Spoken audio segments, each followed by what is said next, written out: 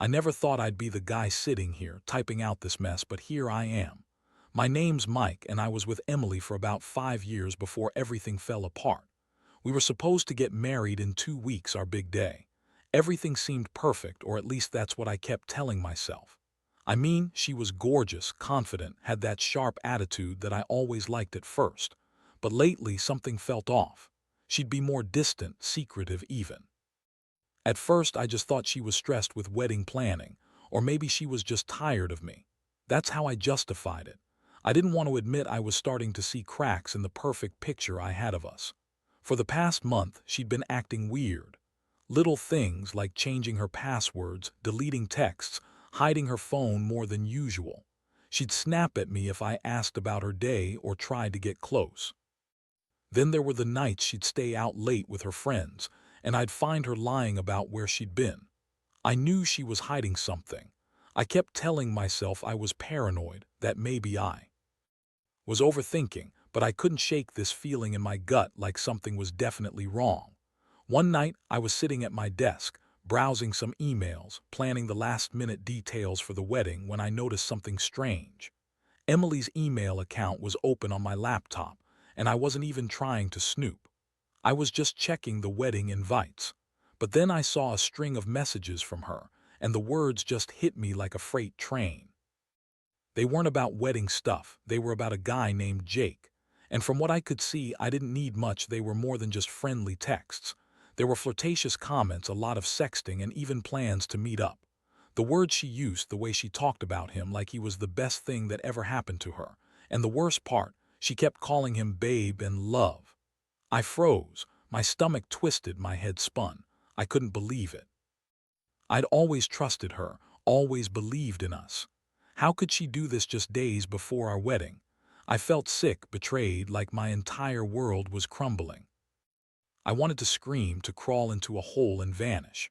But instead, I just sat there staring at the screen, trying to process what I'd seen. I didn't want to believe it at first.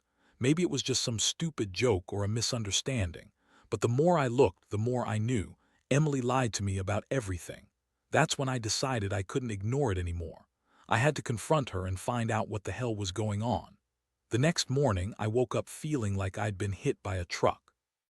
My mind kept circling back to those texts, her calling Jake babe, planning to meet him, laughing with him like she was having the best time of her life. I kept asking myself how I missed all the signs. Maybe I was blind, maybe I didn't want to see it, but deep down I knew this wasn't just some innocent mistake. It was real, and it was happening right under my nose. I decided I needed to talk to her. No more excuses, no more pretending everything was fine. I waited till she got home from work, trying to keep my cool, but my hands were shaking. When she finally walked through the door, I was already sitting on the couch, her phone in my hand. She looked at me with that bitchy, dismissive smirk she always had when she thought she was in control. "What's wrong, Mike? You look like you've seen a ghost," she said, trying to act innocent. I didn't bother to hide the anger. I just showed her the phone with the messages. Her face instantly changed. The smugness disappeared, replaced by a flash of panic, then anger. "What the hell is this?" I demanded, voice trembling. She rolled her eyes and huffed. "Oh, come on, Mike, that's nothing, just some stupid flirtation, it's not a big deal." She scoffed and looked away. That's when I knew she was lying through her teeth. I pressed further, asking her how long this had been going on. She tried to deny it, to brush me off, but I wasn't buying her bullshit anymore. I told her I saw everything, her sexting, calling him babe, planning to meet up just days before our wedding. Her face twisted into a sneer. "You're overreacting as usual. Jake is just a friend. It's not like I cheated on you or anything serious." Her words hit me like a punch. She kept lying, trying to make me doubt myself, but I could see the truth in her eyes. She was caught, and she knew it. I felt my chest tighten, my stomach churn. My mind raced through all the moments I thought were real, now shattered by this revelation. I asked her why she'd do this, why she'd lie to my face, knowing how much I loved her. Her answer was a snide remark about how I wasn't enough, how she was bored, how she deserved better than a guy who was too controlling. That was the moment I realized I was dealing with a woman who didn't care about us. She'd been planning this for who knows how long. I wanted to scream, to break everything in sight, but I held myself together. I needed to think, to breathe. I told her I was done, that I couldn't do this anymore, that I was going to think about everything she said and decide what to do next. She just shrugged, gave me a dismissive look, and told me I was overreacting. Again, that I'd get over it, but I knew I wouldn't. The damage was done. That night I couldn't sleep. I kept replaying every moment, every sign I ignored. I couldn't believe I was that guy, naive, blind, in love with a woman who was capable of betraying me so easily. I felt like a fool for trusting her, for believing she was different. All I could think about now was what I was going to do about it. The next few days were a blur of confusion, anger, and heartbreak. I stayed up late, packing around the apartment, trying to process everything I'd learned. Every time I looked at her, I saw a stranger, someone I didn't recognize, someone who had lied to my face over and over. I couldn't believe I'd been so blind. How did I not see it? How did I not realize the woman I loved was capable of this kind of betrayal? I kept going over the texts, the moments she was so dismissive, the way she lied so easily. I started noticing all the little things she did differently. Her phone always closer, her texts more secretive, her attitude more bitchy when I brought up anything remotely serious. It was like she was intentionally pushing me away, preparing for whatever was coming next. That realization made my blood boil even more. She played me and I'd let her. That night I decided I couldn't sit around waiting for her to come home again. I needed to confront her face to face, get everything out in the open. I wanted to hear her explanations, her excuses, her lies. So I set up a time to meet her after work. I told her I needed to talk, that it was serious. She rolled her eyes and stormed out the door, acting like I was the crazy one. But I didn't care. I knew I had to face her. When she got home, I was already waiting in the living room, my arms crossed, my jaw clenched. She looked at me with that bitchy smirk again, like she was trying to act superior. I didn't bother sugarcoating it. I laid everything out, what I saw, how I felt, how she had lied to me every step of the way. I told her I knew about Jake, about the sexting, about the plans to meet up. Her reaction was infuriating. She looked at me, eyes cold and defiant, and said, "I don't know what you're talking about. You're just paranoid. You always jump to conclusions." That kind of bullshit made me want to scream. I told her I wasn't paranoid. I was just tired of her lies, tired of her sneaking around, tired of pretending everything was okay when it was. I asked her how she could do this to me, how she could ruin everything we had for some guy. Her answer: "You're boring, Mike." Honestly, I was just bored. "You're too controlling, and Jake's exciting. He makes me feel alive, unlike you." That was the moment I knew I'd hit my limit. I looked at her and saw a woman who didn't care about me or what we had. All she cared about was herself and whatever new thrill she was chasing. I felt a mixture of anger, sadness, and disgust. I told her she was done, that I was leaving, that I couldn't stay with someone who lied like that, who cheated and betrayed me just days before our wedding. She tried to argue, to guilt-trip me, but I'd already made up my mind. I grabbed my keys, told her to get her shit, and walked out the door, leaving her standing there with that bitchy smirk still on her face. That night I stayed at a friend's place. I couldn't sleep. All I could think about was her, Jake, the betrayal, and how I'd been so stupid to trust her. I kept asking myself if I ever really knew her, if I'd ever truly been loved or just played. The pain was sharp, deep, and raw. I never thought I'd be that guy, broken, betrayed, and left in the cold like this. But I knew one thing for sure: I was done. Done with the lies, done with the pain, done with pretending everything was okay. I had to choose whether to fight for this mess or walk away. And honestly, I wasn't sure I could do either right now. I just knew I needed time to breathe, to think, to figure out what the hell I was supposed to do next. The days that followed were some of the hardest of my life. Every moment was filled with this gnawing ache, like my stomach was constantly in knots. I kept replaying the entire betrayal over and over, wondering how I could have been so blind. How did I not see that Emily had been planning this behind my back for who knows how long? The worst part was that she kept trying to contact me, either calling or texting, acting like she was sorry or that I was overreacting. But I knew better. I didn't want to hear her lies anymore. I didn't want to be the guy who got played like some fool. She, of course, had her excuses. She told me she was just having fun, that Jake was just a distraction, that she didn't mean for it to get out of control. She said she was sorry, that she didn't want to lose me, but I didn't buy it. Sorry didn't cut it anymore. I could see her bitchy attitude, the way she dismissed my feelings as if I was just some obstacle in her life. That made me angrier. How could she be so callous, so selfish? One day, I finally got the nerve to go through her phone again, just to see if she'd slipped up. I wasn't trying to stalk her, but I needed some kind of confirmation that I was imagining things. That's when I found a string of messages between her and Jake, more explicit than before. They discussed their plans to meet that very weekend, how excited they were, and how she couldn't wait to finally see him. I felt like I'd been punched in the chest. It was real. She was actually cheating on me. I'd loved her, trusted her, and she'd just been using me as a pawn in her game. That was the moment I decided I had to take control of the situation. I couldn't let her keep lying, keep pretending everything was fine. I needed to confront her again, but this time with more resolve. I called her up and asked her to meet me at the coffee shop down the street. When she arrived, looking annoyed, I laid everything out plainly: the texts, her plans, her lies. Her reaction. She got bitchy again, rolled her eyes, and told me I was overreacting. She played the victim, said I was just jealous or insecure. That really made my blood boil. I told her I was done. I told her I couldn't stay with someone who betrayed me like that, who threw everything away for some guy who probably didn't mean anything. She snapped back, saying I was being dramatic, that she still loved me but just needed some excitement. I looked her in the eyes and told her she was full of shit, that she didn't love me, she loved the thrill of cheating, that she didn't respect our relationship or me, that I deserved better. She kept denying everything, acting like I was just some crazy guy who couldn't handle her having fun.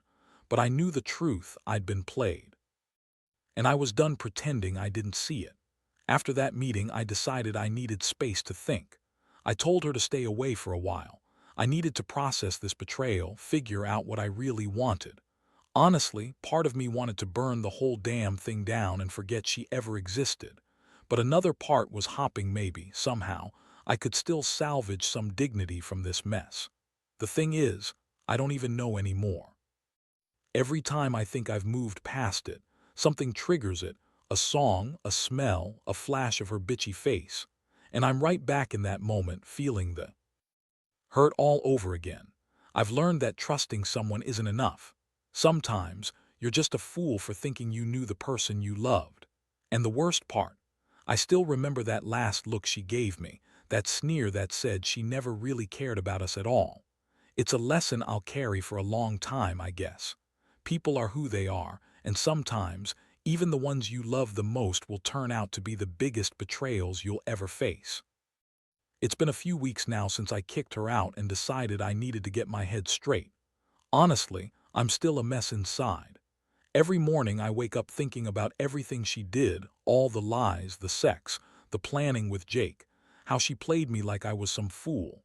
It's a strange mix of rage and sadness. I keep asking myself if I should try to work things out or just cut her out entirely. Part of me wants closure, but another part just wants to forget her, forget all the promises we made. I've been talking to some friends, trying to get perspective, and honestly, a lot of them say I dodged a bullet, that she was never really the woman I thought she was, just a bitchy, selfish girl who wanted excitement and didn't care about loyalty. Maybe they're right. Maybe I was just blind in love, ignoring all the warning signs. But it doesn't make it hurt any less. I still feel broken, like my trust was shattered into 1,000 pieces. I keep thinking about how it all went so quickly, how just days ago we were planning our wedding, and now I don't even know who she is. I've started going out more, trying to keep busy, but it's tough. Every time I see a woman who looks a little like her, I get this sick feeling in my stomach. I keep wondering if I'll ever be able to look at another woman without thinking about Emily, her bitchy attitude, her lies, her cheating. It's like I've lost faith in everything. I thought I found the one, and now I'm not even sure I was ever loved. Was I just some placeholder until she found someone more exciting? That's what it feels like. The worst part is, I keep having these flashbacks, little moments that I now see in a different light. The way she dismissed my feelings, her sarcasm, the way she lied about where she was going. All those signs were there, I guess I just didn't want to see them. I was so blinded by love, so desperate to make everything perfect. But love isn't enough when there's betrayal on the table. I keep reminding myself that I deserve better, that I shouldn't let her poison my mind with guilt or regret. Still, it's hard to completely let go. There's this voice in my head that whispers maybe she's sorry, maybe it was just a mistake. But I know better. I saw her texts. I saw the way she looked at Jake like he was her salvation. Nobody just cheats like that unless they really don't care anymore. I've come to accept that I might never fully trust again, and that's a hard pill to swallow. But I also realize I need to focus on myself, rebuild what's left of my confidence, and try to move on. Honestly, I don't know what's next. Do I try to forgive her someday? Do I try to forget her? Or do I just accept that this was a chapter I never wanted, but one I have to close? The pain still lingers, but I'm starting to feel a little stronger. Maybe time will heal the wound, or maybe I'll just learn to live with it. All I know is I refuse to be that guy who stays broken forever. I'll find a way to move past this, even if it takes a long time. Lesson learned. Never ignore the signs and never trust someone who's too eager to lie to your face. It's funny how life throws these brutal curveballs when you least expect them. I never saw myself as the kind of guy who'd get played so badly, but here I am, trying to piece myself back together after Emily's betrayal. Honestly, it's been one of the hardest things I've ever had to face, but I've also learned a lot about myself along the way. I realize now that trust isn't just about believing someone won't hurt you. It's about making sure they actually deserve your trust in the first place. Looking back, I see all the warning signs I ignored, the little ways she dismissed me, the secretive behavior, the lies that I refused to confront. I let her manipulate me into thinking I was the crazy one for questioning her, but no more. I've come to accept that sometimes people show you who they really are and you just have to believe them. That doesn't mean it doesn't hurt like hell, but it does mean I won't be naive again. I've decided to focus on myself now. I started hitting the gym, reconnecting with friends, and just trying to find joy in the little things I'd lost sight of. I know I'll get through this, even if some days are worse than others. The pain will fade, and someday I'll be able to look back at this chapter and realize it was a lesson, one that forced me to grow, to become stronger, and to trust my instincts more. For anyone out there dealing with something similar, I'll say this: don't ignore the signs. Don't stay in a relationship just because you're afraid of being alone or because you think it's not that bad. If someone is lying to you, hiding things, disrespecting your feelings, that's a red flag you shouldn't ignore. Trust your gut because it's usually right. And when the betrayal happens, don't beat yourself up. It's not about being weak or naive. It's about being human. We all want to believe the best in someone, even when they show us the worst. I don't regret loving Emily. She was part of my life, and I genuinely cared. But now I see that love isn't enough when someone doesn't respect you enough to be honest. I've learned to value myself more, to set boundaries, and to never settle for anyone who doesn't treat me with dignity. Moving on is a process, and I'm still in the middle of it, but I'm confident I'll come out the other side stronger. In the end, I guess my story is a reminder. Trust is fragile and betrayal hurts like hell. But healing is possible. You just have to be willing to face the truth, accept the pain, and keep moving forward. Life's too short to dwell on the past, and I refuse to let someone else's betrayal define me. I'll rebuild, I'll learn, and I'll find happiness again. Without the lies, without the bullshit.